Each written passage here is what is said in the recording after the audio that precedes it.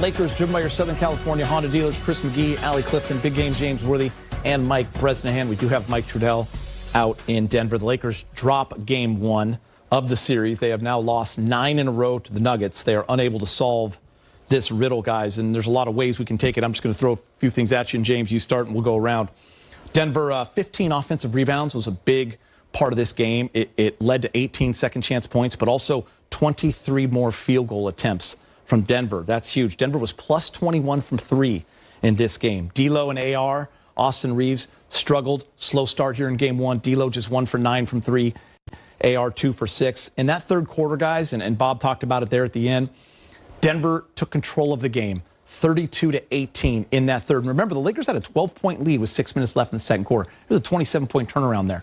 And it's just a tough way to go from there. Denver, that's why they're the best team in the league. Once they get control, James, it's really tough to get it back. Yeah, they're a well-groomed team. What was the score at halftime? I forgot. Halftime, the Lakers were up 3, but they were up 12 with 6 minutes. And then LeBron hit a big 3 to me, the 14-2 run. To me, until the Lakers understand the value of possession in that second quarter, they had a nice lead. Yeah. And then all of a sudden, they forgot the value of possession. And I think Denver tied it, and then we went up. LeBron hit that big 3. To me, that was where the game turned. The third quarter, from that point, Denver felt like the third quarter was theirs. They had come back, and they had tied the Lakers. It took Lakers to hit a big 3 to go up 3. And then in the third quarter, you saw the maturity of a team that knows how to play together. They value every possession like it's their last.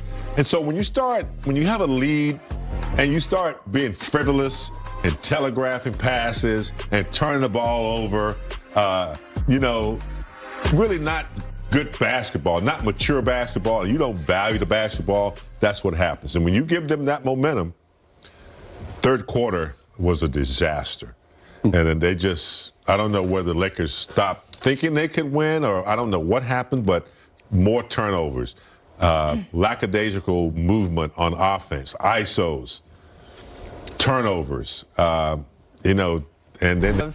Not only are they the defending champs, not only do they have the shot making, the confidence, the focus on both sides of the basketball every single possession, but they make you adjust to them by simply playing mistake-free basketball. Every single possession in that third quarter alone. Again, this one just felt so similar to the other ones. It's just that what was considered clutch changes by the Denver Nuggets, or those clutch opportunities that they took advantage of down the stretch in the most recent matchups, it just came in a momentum shift way in the third quarter. KCP alone, 0 points at the half, has 12 to finish the game, 4 threes, all in the third quarter. Him understanding rising to the occasion, changing his level of play. I mean, Michael Malone said it at the end of the third quarter. We got back to playing Denver basketball, but it came on the defensive end of the floor. The Lakers looked out of sorts offensively. They were thinking a lot. When it came to that 14-4 run that ended up being 20-4, I can't stop thinking about, you get an Anthony Davis putback and you get a jumper by Rui Hachimura. Outside of that, couldn't get anything going. Couldn't get anything going. And you mentioned KCP. I remember early in the first half, it was Peyton Watson. He had 8 points. By the way, never scored again. Never heard his name called again. But in that time, he kind of kept them within that distance. And Porter wasn't really lighting it up in the first half either. Then he came alive in the second. It's disappointing for the Lakers because I feel like they made really good strides with the 3-ball this season. First time in 10 years they were top 10 in the NBA. They finished 8th in three-point accuracy. And then you have a day like today where their starting backcourt goes 3 for 15. And the Denver backcourt, they made 8 threes. That's the difference right there. So it was almost like watching, I mentioned this to you in the conference room where we watched the games. It's like watching maybe the Tennessee Titans. Once the Lakers got behind, they can run, they can run, they can run. There's no deep ball, though. When you're not hitting your threes, it's going to be really hard for AD and LeBron to get this team back in a game against a team that's almost flawless on offense, like the Denver Nuggets. So, they really have to play perfection. A little shot at the Titans, too, huh, Brett? Yeah, I know. Yeah, Derrick Henry, he's gone now, so we can make fun of them a little bit. But the other thing I don't like, AD played 44 minutes, LeBron played 40, and there's very little rest. These teams meet again on Monday. So I feel like the Lakers, there was 4 days between games right here. Now there's only 2 days between games, so we'll see how they look. Got to be almost perfect. It's a lot to ask. I understand. A matchup that we will all always look at, and both guys deliver, AD and Jokic. Let's talk Jokic and what he does for this team. 15 of 23, 1 for 3 from 3, but the one was a big one. It just seems to always happen when they play. Had the 12 rebounds and the 7 assists. You look at the head-to-head, the 14 rebounds for AD, the 12 for Jokic. Jokic with the 7 assists. AD did have 5 assists. He also had 4 blocks, so big game. Seemed like he did his job. He got going a little later as well. He had some moments where I know you wanted him to attack differently, but if you're looking at AD's numbers, he came to play. But in the end, it's the Joker getting it done. Yeah, I mean, the numbers, you can't argue with the numbers. I would argue how Jokic gets his. So next thing you know, it's somebody's got a hand up. It's a turnover. He gets the numbers, but the way Jokic gets his numbers and the timing of them, it's just very significant to me. And also, I will add this, James, because you're so spot on about the timing of his buckets. But then he's got the ball, and there's so much attention to him, and he'll do a little handoff to KCP, and he's wide open, and he hits a 3. So he has that ability also where you pay so much attention to him.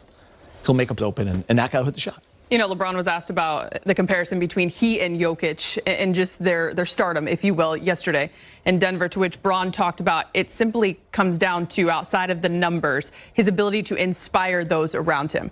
Okay, so at the half, the Lakers are up 3, and AD has the edge. AD with 18, 7, and 3, Jokic with 15, 6, and 2 when it comes to the numbers. But then the momentum shift comes in the third, and as much as we talk about KCP and the shot making, you saw that stat where Nikola Jokic had assisted or scored on 19 of the 32 points by Denver in the third quarter. And it's 32-18. The Lakers scored 18 as a team. You're right. Just that impact, the variety of ways, not just within himself, but with the other 4 on the floor, I mean, which makes it so dangerous. His catch and handoff, it's a simultaneous handoff and pick at the same time. It's hard to defend. Then he's gone. Yeah. And when he goes, 3 people go with him. And it's just, that's when, Porter, everybody gets shots, Watson, everybody. So it's the way he runs his offense every single time. It's not ISO. It's not guessing. It's not spontaneous. It's perfection. And he runs it every single time. He didn't have to shoot a 3. He's getting 2-foot hooks and mismatches. And so it's, I give him credit. They've been together for a long time and they run it very well. But it's just what he expects. He doesn't expect to be taking bad shots. He doesn't expect turnovers. He expects to get that damn ball where he wants it. And if he doesn't get a shot, you better believe that somebody else is going to be beneficial. So that's the difference. And that's where we need to get to, especially in that second quarter. The end of that second quarter was just disastrous.